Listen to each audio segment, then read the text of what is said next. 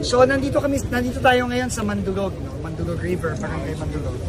Report sa akin ni Mayor, and ang kabigin-bigin ni PBBM is kailangan talaga yung mga nasira ng bagyo, kamukha itong flood control nito, ay kailangan maayos agad.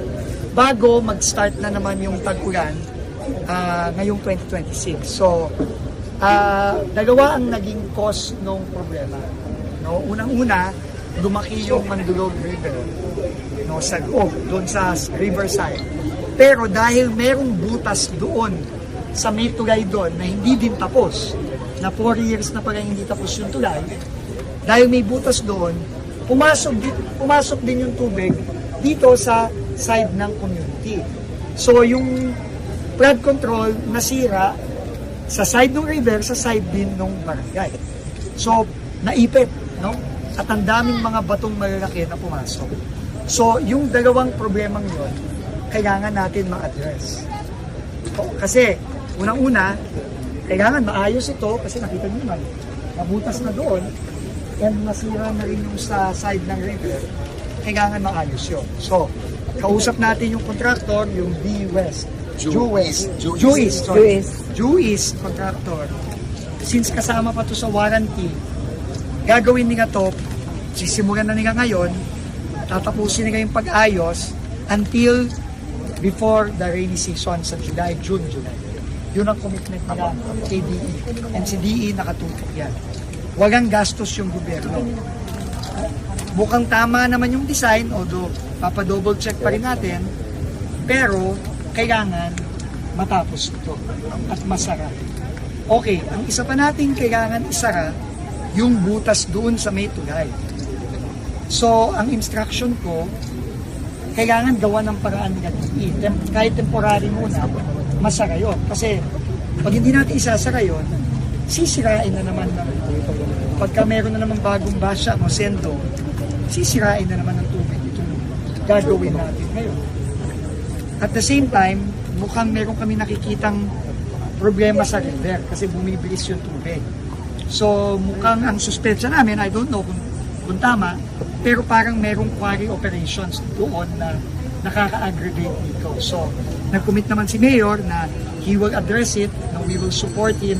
I will also inform the DENR. Pero kailangan ma-address din natin. Kasi kung hindi natin a-address lahat ng problemang yan, maulit lang ito, maulit na ito. Masisira. So we have the full support of Mayor. We're very thankful. And the Mayor naman can count in the Kapitan. Si Kapitana, nag-commit na rin ng support. No? Si Kapitana will help us dun sa mga kailangan kunin na right of way para matapos na yung bridge. Tsaka makonekta na yung bridge dito sa kalye natin dito para sa mga resident. So yun, meron na tayong plano, kailangan na lang ma-execute ng district office at with the help of the LGU and the barangay.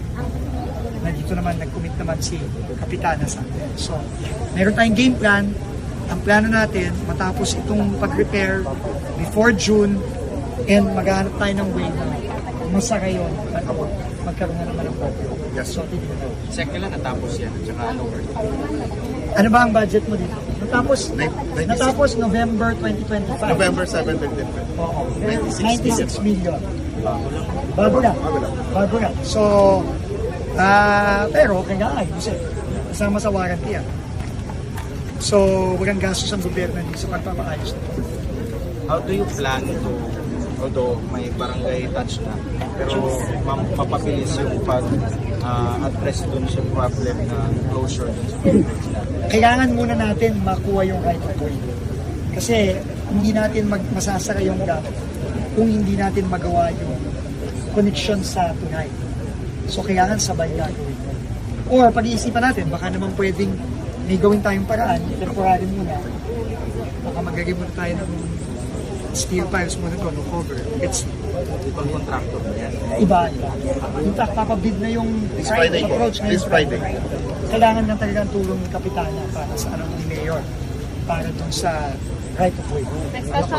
Sir, is the quarry a problem? And then what we are going to do? Matatapos to, itong sa flood control, matatapos to before June. Yun ang commitment. Okay, next question. Is the quarry a problem? What do we plan to go?